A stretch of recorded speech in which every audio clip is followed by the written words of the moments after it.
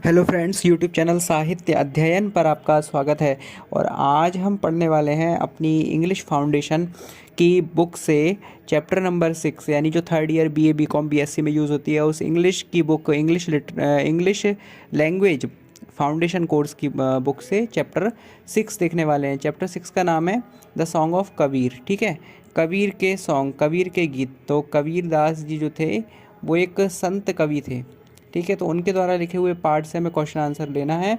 तो यहाँ पे सेकंड नंबर में से क्वेश्चन शुरू है। Answer in what the question given below using your own words as far as possible, यानी नीचे दिए गए प्रश्नों के उत्तर संक्षेप में जहाँ तक संभव हो अपने शब्दों में लिखने। यानी शॉर्ट आंसर्स तो हैं, लेकिन जितना हम बड़ा बना सकते हैं उतना बड़ा बना सकते हैं, लिख सकते हैं, इसमें पॉसिबिलिटी है। ठीक है, तो अपने हिसाब से लिखना है इनके आंसर्स। और चैप्टर की तरह ये क्वेश्चंस नहीं है, क्योंकि ये फिलोसॉफिकल क्वेश्चन है, इसको आप अपनी समझ के अनुसार बढ़ा चढ़ा के लिख सकते हैं। चलिए शुरुआत करते हैं। पहला क्वेश्चन देखते हैं। Why does the poet consider it needless to ask the caste of a saint. Why does the poet consider, यानी पोइट ऐसा क्यों कहता है, कवि क्यों मानता है, कंसीडर यानी मानता, तो कवि क्यों मानता है। Why does the poet consider it needless, यह अनावश्यक है। क्या अनावश्यक है? टू आस्क द कास्ट, यानी कि टू आस्क द कास्ट यानी पूछना जाति, टू आस्क यानी पूछना, द कास्ट यानी जाति, ऑफ अ सेंट यानी एक संत की। तो पूरा मीनिंग क्या निकलता है? Why does the poet consider, कवि यह क्यों मानता है, it needless to ask the caste of a saint, यानी कि एक साधु की जाति को पूछना अनावश्यक है, सही नहीं है। तो इसका हिंदी मीनिंग है कवि साधु की जाति का विचार करना क्यों अनावश्यक मानता है। उत्तर है as all saints are seekers of God, यानी as all saints are, as यानी क्योंकि, ऑल सेंट्स आर यानी सभी साधु, सीकर्स ऑफ गॉड ईश्वर की खोज में होते हैं, यानी सभी एक ही मार्ग पर होते हैं, सभी ईश्वर की खोज कर रहे हैं, इसलिए सभी की जाति भी समान हो गई। यानी जो जिस भी कास्ट से रिलेट करता है, छोटी बड़ी ऊंची नीची, ये मायने नहीं रखता। ठीक है, क्योंकि वो ईश्वर के मार्ग पे है, वो भगवान के रास्ते पर और भगवान को खोज रहा है। तो वहाँ वो सारे जाति धर्म मजहबों से ऊपर उठ गया, क्योंकि वो ईश्वर की खोज में निकल पड़ा है। अब उसे किसी का अहित नहीं करना, सबका मंगल करना है समाज में, वो सबका भला सोचता है। और ऐसा संत जो है, जो ईश्वर के मार्ग पर निकल पड़ा है ईश्वर की खोज में, उसकी जाति पूछने की आवश्यकता ही नहीं होती। लिखा है as all saints are seekers of God, क्योंकि सभी साधु ईश्वर की खोज में होते हैं।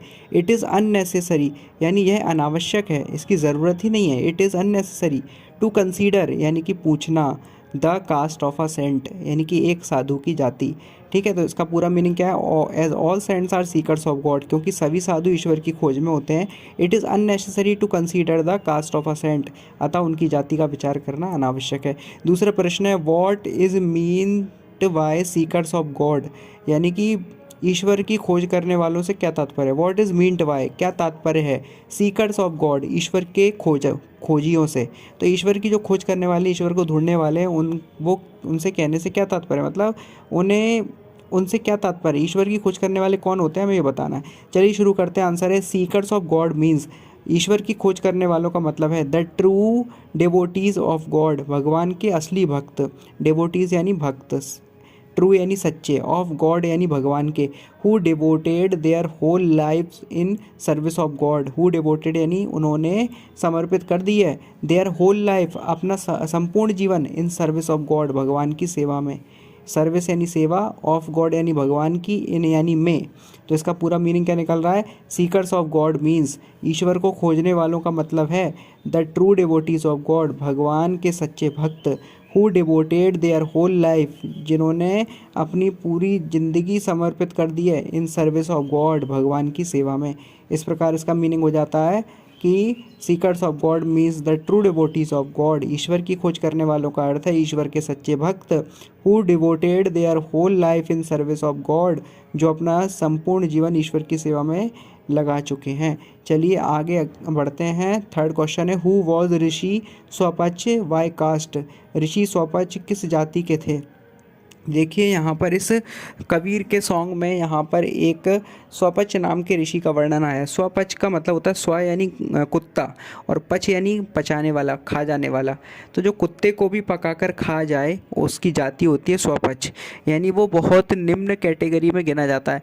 देखिए ब्राह्मण क्षत्रिय वैश्य शूद्र ये 4 वर्ण हैं, जाति नहीं है। हमारे शास्त्रों के अंतर्गत 4 वर्ण कर्मों की कैटेगरी को बांटा गया है। इसका मतलब ये नहीं कि कोई भी ऊंचा है नीचा है, किसी के प्रति कोई भेदभाव है, कोई छुआछूत कारण इस वर्ण व्यवस्था में नज़र नहीं आता। वर्ण व्यवस्था का मतलब कहना ऊंचा या नीचा नहीं है, बल्कि वर्ण व्यवस्था का मतलब है ब्राह्मण या सकते हैं समाज की टीचिंग लेवल, जो समाज को शिक्षित करे, गुरु वर्ग, ठीक है। टीचर, प्रोफेसर्स, ये सब ब्राह्मण वर्ग में आते हैं। यज्ञ करना, यज्ञ करवाना, दान लेना, दान देना, ठीक है।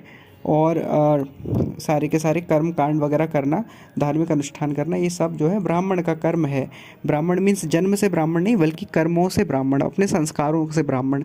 तो यहाँ पर ब्राह्मण का मीन्स है एक शिक्षक वर्ग, ठीक है, गुरु वर्ग। यहाँ पर जाति से कोई संबंध नहीं है, जन्म लेने से कोई संबंध नहीं है कि ब्राह्मण का बेटा ही ब्राह्मण होगा।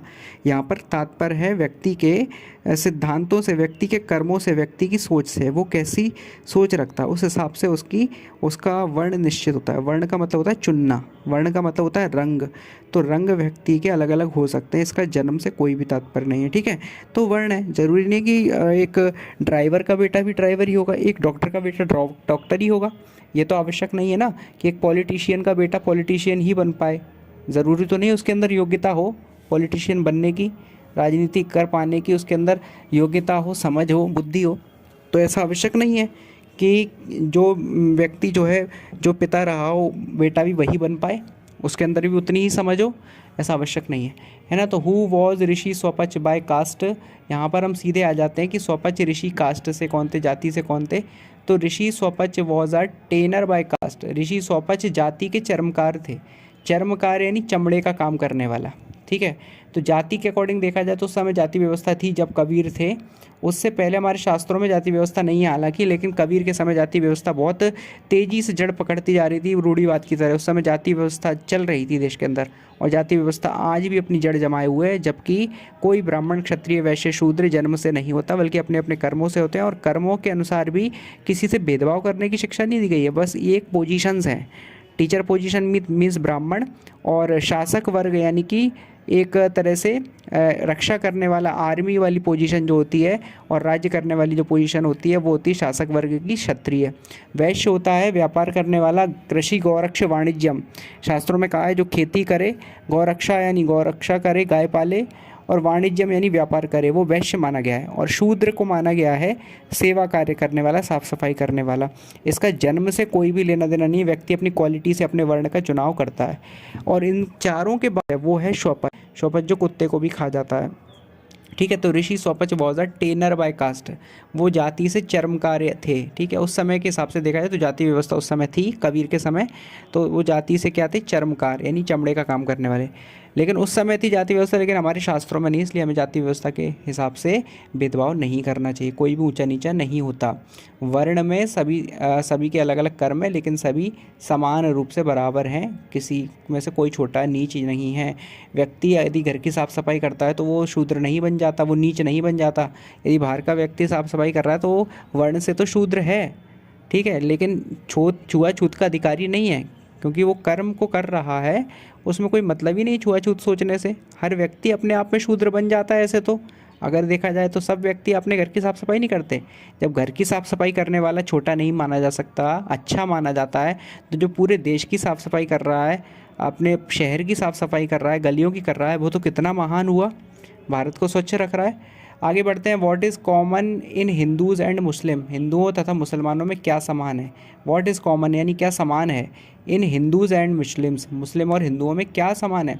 तो लिखा है both are the seekers of God as their ends are the same, यानी दोनों ही ईश्वर की खोज करने वाले हैं और अंत में एक ही ईश्वर को प्राप्त करते हैं। बस दोनों के रास्ते अलग अलग हैं, लेकिन वो अपने अपने कारणों के, अपने अपने रास्तों के कारण एक दूसरे से लड़ते रहते हैं। तो लड़ना नहीं चाहिए, ठीक है।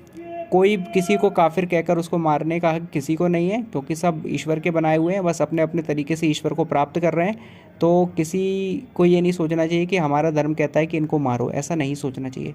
हमारा धर्म कहता है कि काफिरों को कत्ल कर दो, ये सब बिल्कुल हमें इस चीज़ को निकाल देना चाहिए दिमाग से, क्योंकि कत्ल करने का अधिकार, किसी मानव की हत्या का अधिकार किसी को भी नहीं। एक व्यक्ति को मारना मतलब पूरी मानवता को मारने के समान होता है। अगला प्रश्न है what is the message of the poem, कविता का क्या संदेश है। व्हाट इज़ द मैसेज, क्या संदेश है, ऑफ द पोएम यानी कविता का।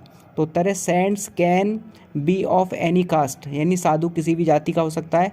Hence asking for their caste, इसीलिए उसकी जाति पूछना इज़ ऑल यूजलेस, सभी प्रकार से अनावश्यक है। इज़ ऑल यानी है, ऑल यानी सभी प्रकार से, यूजलेस यानी अनावश्यक, कारण ही नहीं है कोई जाति पूछने का। As they are true devotees of God, वे तो भगवान के सच्चे भक्त हैं। एज दे आर यानी कि वे तो हैं, ट्रू डिवोटीज सच्चे भक्त ऑफ गॉड यानी भगवान के।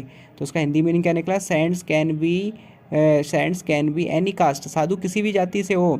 Hence asking for their caste is all useless, अतः उसकी जाति पूछना व्यर्थ है। यदि कोई आपके यहाँ पे साधु आया है तो बाद में कास्ट की बात चल जाए तो कास्ट कभी ना पूछो साधु की। As they are true devotees of God, क्योंकि वे सभी ईश्वर के भक्त हैं। इस प्रकार से ये आंसर यहाँ पर कंप्लीट हो जाते हैं। और इसके बाद हमें लॉन्ग वाला आंसर देखना है, टेक्सचुअल पैराग्राफ राइटिंग में आंसर देना है, तो उसको हम दूसरे वीडियोज़ में देखते हैं। थैंक यू सो मच, बहुत बहुत धन्यवाद वीडियो को देखने के लिए, और चैनल को सब्सक्राइब कर दीजिए।